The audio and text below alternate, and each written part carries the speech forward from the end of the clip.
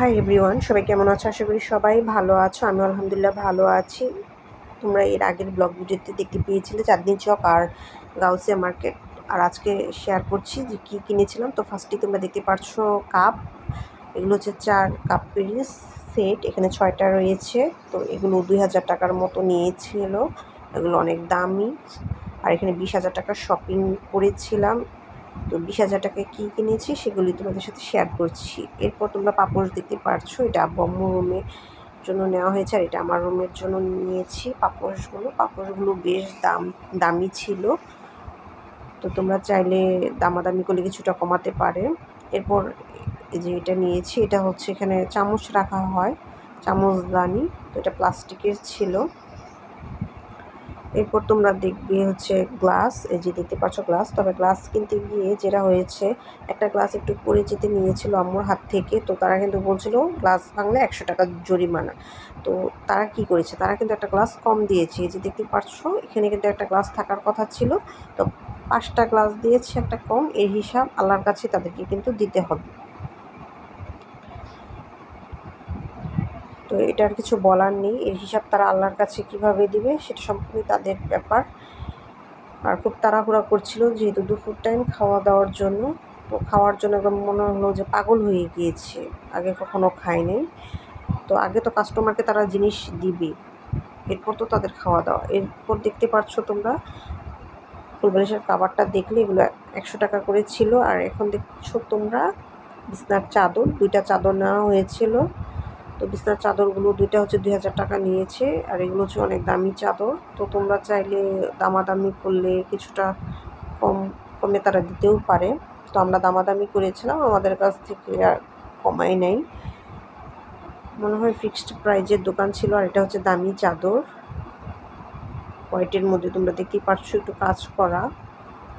এগুলোর কোয়ালিটি ভালোই মনে হলো। দেখা যাক কয়দিন যায়। এর আগে অনলাইন থেকে নেওয়া হয়েছিল, ঠকিয়ে দিয়েছিল। এরপর এটা নিয়েছি। এটা হচ্ছে হ্যান্ড ওয়াশ মানে যেগুলো লিকুইড রাখা হয়। তো বাসার জন্য নিয়েছি। এটা প্লাস্টিকের ছিল। এরপর নিয়েছি কাঁকড়া, এটা আমার জন্যই নিয়েছি, আম্মু চাইলে ইউজ করতে পারে। আর এটা হচ্ছে মাথার, তোমরা আলিয়া ভাটকে দেখেছিলে পড়তে। তো এটা হচ্ছে যে কোনো পার্টি অনুষ্ঠানে গেলে এগুলো মাথায় লাগায়। তো আমিও একটা নিলাম, যদিও এখন কোনো পার্টি অনুষ্ঠান নেই, কিনে রাখলাম। তো এখানে হচ্ছে আমার প্রায় 10,000 টাকার হচ্ছে ড্রেস, সেগুলো তোমাদের সাথে শেয়ার করছি। এটা বাংলাদেশি ড্রেসই, তবে ড্রেসটার দাম অনেক বেশি নিয়েছে আমি মনে করি। আর একটু যদি কম নিত তাহলে ভালো হতো। তো যাই হোক, যেহেতু ড্রেসে কাজ করা, লেস লাগানো, এর জন্যই হয়তো বা প্রাইস চাইছিল আরও বেশি, পরে 5,000-এই দিয়ে দিয়েছে। এরপরে তোমরা দেখতে পারছো আম্মুর বোরকা। তো বোরকাও একটা দামি বোরকা, এটার প্রাইস নাই বললাম। এটা একটু গ্রিন কালারের ছিল। এরপরে যেটা হচ্ছে একটা পাকিস্তানি ড্রেস, এটা 6,000 নিয়েছে। তো তোমরা দেখতেই পাচ্ছ ড্রেসটা একদম কাজ করা, এটা দেখলেই বোঝা যায় যে এটা পাকিস্তানি ড্রেস। দোকানদার ছিল একদম কি বলবো, তিনি ছিল পাকিস্তানের করাচি থেকে এসেছিল। আর উর্দু ভাষায় কথা বলছিল, আমারও কিন্তু উর্দু ভাষায় কথা বলতে হচ্ছিল।